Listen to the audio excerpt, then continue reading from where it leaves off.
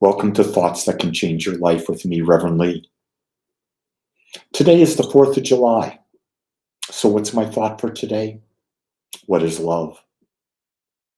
I thought if we're going to talk about freedom, we might as well understand that the one thing we want most of is love for ourselves, for others, and for life.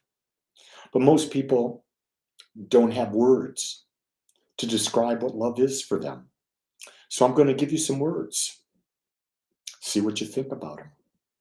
Love is the awareness and acceptance of our wholeness. Pure and simple. It's not romantic. Romance is something completely different. Romance is a combination of liking someone and lusting someone. It's not about love. It's the illusion we've created. Here's the key thing. I go into quite a bit of depth into this in my book, The Power in You. You can get it on Amazon in any form: Kindle, audio, paperback, hard copy. But we really have confused so many things, and we have the freedom to change how we look at what love is. Because when you start to look at yourself and you're looking in the mirror, are you accepting yourself as you are? If you're not, what are you doing? You're judging. Here's what you know. We do know. Judgment and love cannot coexist. Does that make sense? Judgment and love cannot coexist. The opposite of judgment is love. The opposite of love is judgment. So when you think about it, what then is love? It's the awareness. First off, love is awareness. You have to be aware. Secondly, it's the acceptance of your wholeness, of my wholeness. Meaning that I'm unique. I have a body, I have a mind, and it's all perfect, just as it is. It's not there to measure up to anyone else's expectations. That would be me judging myself if I don't accept my body, that I put my body down. One of the things as you age, in order to love yourself, you have to be able to love the fact that you've got wrinkles, the fact that you're loose skin, the fact that your collagen is not what it once was. I accept that. That's where I'm at. But I also accept that I'm growing, I'm expanding. My mind is just blossoming with new ideas. I accept the fact that I'm radical. I'm radically different from most people. I accept the fact that I don't think what other people think, and I don't do or respond to what other people want me to do or respond. I think for myself. I respond based on what thoughts I have that are going to cause me to become more aware. I know that one of the things that when I started my relationship with Jean, I remember all the ladies didn't like me at that time because I was quite bold.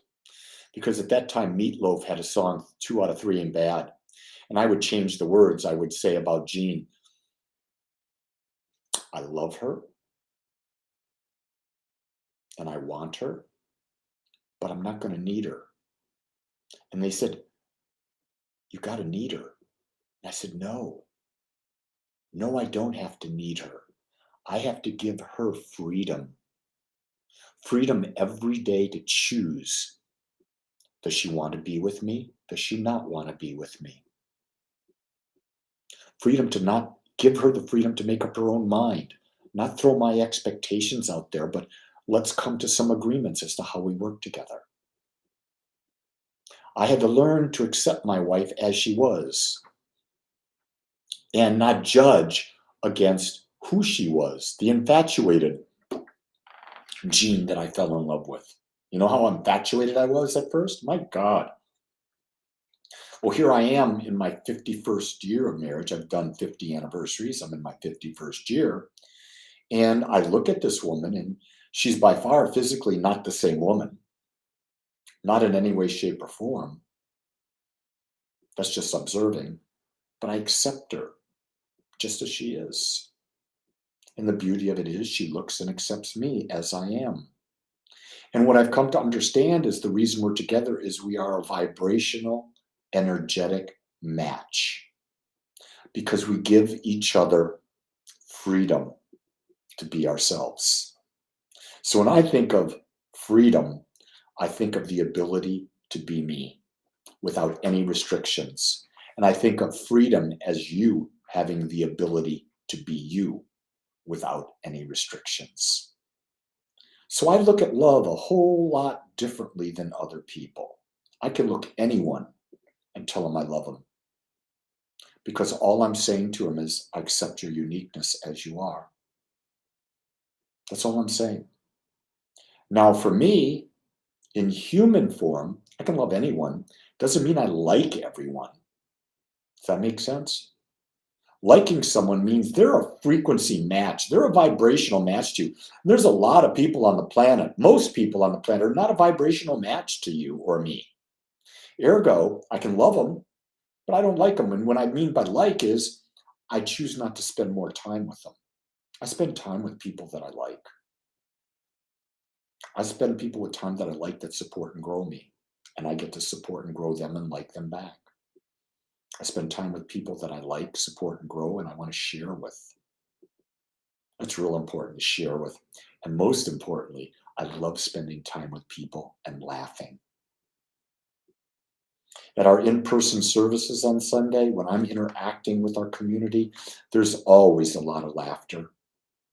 Because when you really look at life and you look at the ridiculous things that we believe, the ridiculous things that we expect of ourselves and others, you've got to laugh. It's friggin' hilarious. It's hilarious. So are you free? Are you free to love yourself? I'm hoping that by listening to this talk that you'll embrace the idea, or better yet, just question the idea that love is the awareness and acceptance of your wholeness. Can you live with that? Can you be happy with that? I don't know. You've got to discern that. What a perfect day to reflect on it.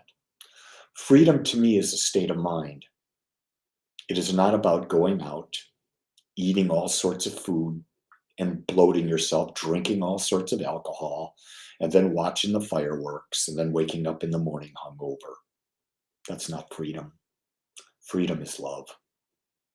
Loving yourself first, because then you can love others and then you can love life. Make this a day where you choose love. Make this a day where you freely choose to love yourself. Have a great one, everyone. Aloha.